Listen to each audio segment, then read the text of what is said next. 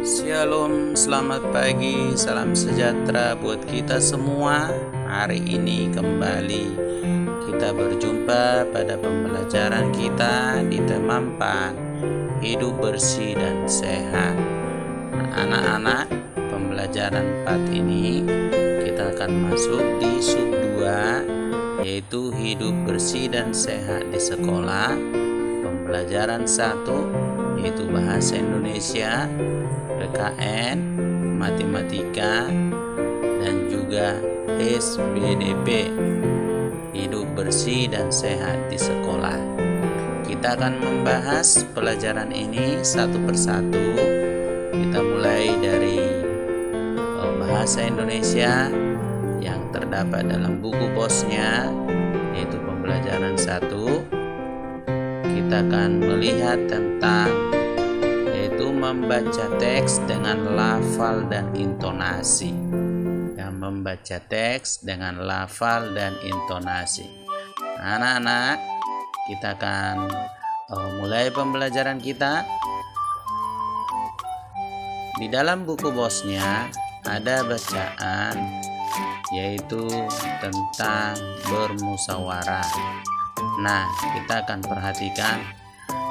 Membaca teks dengan lafal dan intonasi adalah membaca teks, yaitu dengan cara bersuara. Jadi membaca teks dengan lafal dan intonasi itu artinya kita membaca teks dengan bersuara. Lafal adalah mengucapkan bunyi-bunyi bahasa yang tepat, yaitu ada konsonan vokal yang harus jelas ketika membaca teks dalam materi pembelajaran. Oke anak-anak. Nah, membaca teks dan lafal dan intonasi ini yaitu berkaitan dengan tanda-tanda baca. Nah, apa itu intonasi? Intonasi adalah penekanan yang terdapat pada bacaan. Agar dapat membaca teks dengan lafal dan intonasi yang tepat, harus memperhatikan tanda baca, yaitu tanda koma, kita berhenti sebentar, tanda seru, kita ucapkan kalimat itu dengan nada tinggi dan tegas, tanda tanya kita ucapkan dengan nada naik, sedangkan tanda titik kita mengakhiri pembicaraan dengan nada menurun dan berhenti sejenak.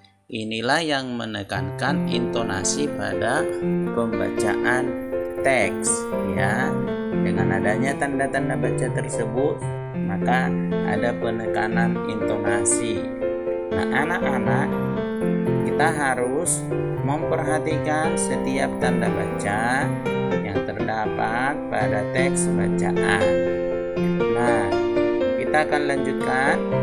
Berikutnya anak-anak, tanda baca tersebut juga harus kita gunakan ketika membaca. Mari kita membaca teks percakapan di bawah ini, yaitu tentang anak kelas 2 yang sedang bermusyawarah.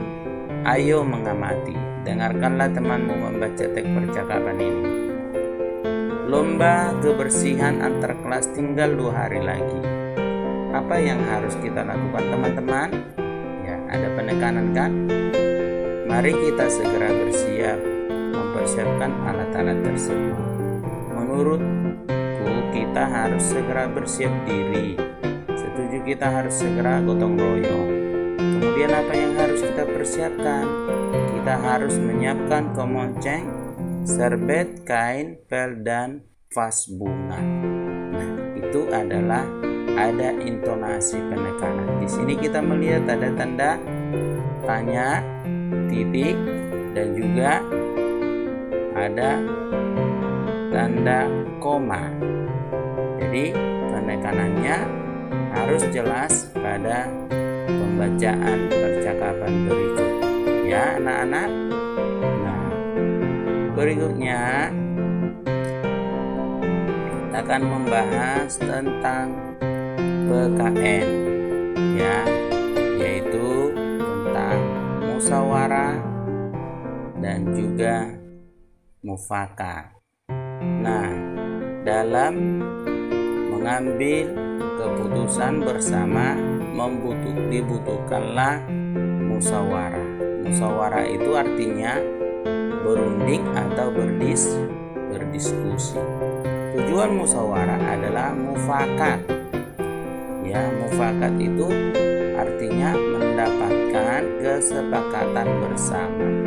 Jadi untuk mendapat kesepakatan bersama, ya, rembuk bersama. Jadi kesimpulan atau kesepakatan keputusan dari hasil rapat itu adalah hasil bersama-sama, bukan hasil sendiri. Musyawarah mencerminkan nilai Pancasila sila keempat. Anak-anak tahu bunyi sila keempat? Nah, silakan anak-anak nanti di komen tulis, ya, di komentar YouTube ini tulis apa bunyi sila keempat. Dalam bermusyawarah tidak boleh memaksakan pendapat sendiri, ya, harus pendapat bersama-sama. Dan dalam bermusyawarah jika mufakat tidak tercapai, maka diputuskan dengan voting atau pemungutan suara. Jadi ada voting, ada pemungutan suara. Kalau tidak tercapai keputusan, ya, tidak bisa memutuskan pada saat bermusyawarah atau berdiskusi, ada voting, ya, supaya ada keputusan bersama. Oke anak-anak, jadi itulah arti musyawarah, mencari keputusan bersama-sama. Kita lanjut pembelajaran kita, yaitu matematika. Pada pembelajaran ini kita akan membahas tentang yaitu banyak sisi, banyak sudut, dan titik sudut. Ya, pada bangun-bangun tersebut ada sisi banyaknya berapa, banyaknya sudut berapa, banyaknya titik sudut berapa. Contoh segitiga, banyak sisinya 3, banyak sudutnya 3, banyak titik sudutnya 3. Demikian berikutnya atau selanjutnya, tergantung bangun datar yang digambar. Oke anak-anak, nah, kita akan melihat apa itu sisi, apa itu sudut, dan apa itu titik sudut. Kita akan pelajari satu persatu anak-anak, apa itu sudut dan apa itu sisi dan titik sudut. Titik sudut dan sudut adalah tidak sama. Oke, kita lihat. Yang pertama, sisi adalah, ketika sisi dan titik sudut, kita akan lihat. Perhatikan gambar segitiga ini. Di sini ada segitiga ABC. Sisi-sisinya itu sudah ada tanda garis, itu menandakan sisi. Ya, sisi ini adalah sisi. Oke. Sedangkan ini adalah titik sudut. Bagian dalam dari titik sudut itu adalah sudut. Sisi adalah garis yang membentuk bangun datar. Sisi juga merupakan garis pembatas bagi luar dan dalam pada sebuah bangun. Sudut adalah bentuknya dibuat dengan dua garis lurus yang bertemu pada sebuah titik. Jadi garis lurus A, B, C, B, ya, ada titik dan dalamnya itu ada sudut. Oke, A, B, C, ada pertemuan dua garis dan ada sudut. Jadi titik sudut A, titik sudut C, titik sudut B. Nah, sudut BAC, sudut CBA, sudut ABC. Sisi A, C, sisi AB, sisi B, C. Sedangkan sudut adalah titik sudut adalah titik sudut A, titik sudut B, dan titik sudut C. Paham anak-anak? Mudah-mudahan anak-anak bisa memahaminya.